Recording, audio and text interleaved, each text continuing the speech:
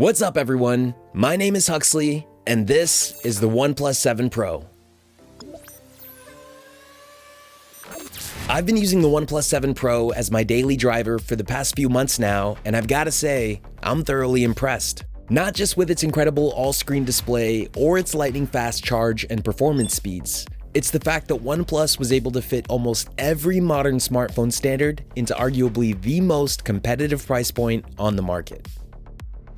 The OnePlus 7 Pro is fitted with a Qualcomm Snapdragon 855 processor, which that alone makes it one of the fastest smartphones you can currently buy. But on top of that, it comes in 3 different performance variants: 6, 8, and up to 12 gigabytes of RAM if you really need a lot of processing power.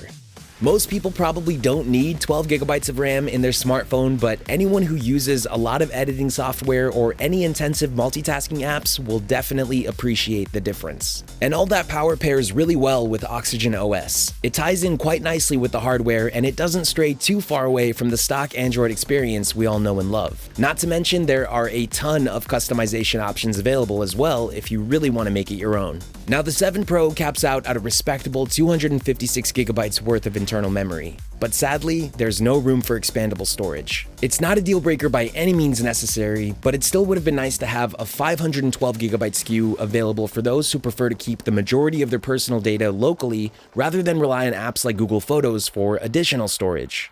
And like many modern smartphones shipping today, the OnePlus 7 Pro utilizes USB Type-C for both charging and data transfer. Not to mention, it's the first smartphone to ship with UFS 3.0, meaning the internal read and write speeds are ridiculously fast. It also supports Warp Charge 30, so you'll be able to go from 10 to 60% in about 30 minutes. Which really comes in handy because despite it having a relatively large 4000 mAh battery, I was only averaging around 6 hours of screen on time with the brightness set to max. Now, of course, your mileage will vary depending on how you use your device. That said, it wasn't really an issue for me because every time I needed a charge, I would just plug it in for 30 minutes and I'd be good to go. As far as the display goes, it's a 6.67-inch 1440p OLED all-screen display with rounded corners and a 90Hz refresh rate. And yes, you can definitely notice the difference. My last phone was an iPhone XS Max, and let me tell you, going from a 60Hz refresh rate display to a 90Hz display is kind of a game changer. There aren't too many apps that really take advantage of the 90Hz, but if you play games on your phone, then you're probably going to be getting the most out of these extra frames.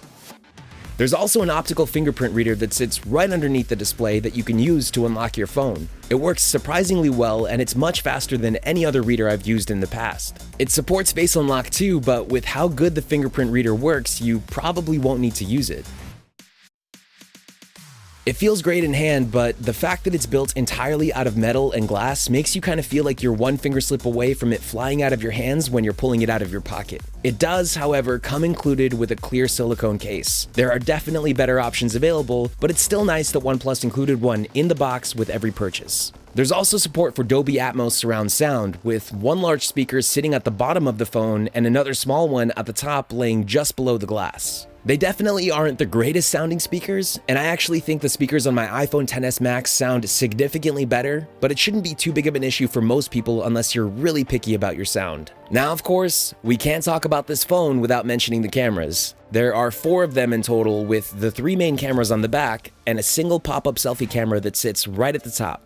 On the back, there's one standard 48 megapixel camera with an f1.6 aperture and OIS. Then a 3x telephoto 8 megapixel camera at an f2.4 aperture, also with OIS, and an ultra-wide angle 16 megapixel lens at an f2.2 aperture without OIS. The pop-up selfie camera is also a 16 megapixel camera with an f2 aperture and no OIS. They all work really well, and unless you're a camera buff, these are probably going to be the sharpest cameras in your house.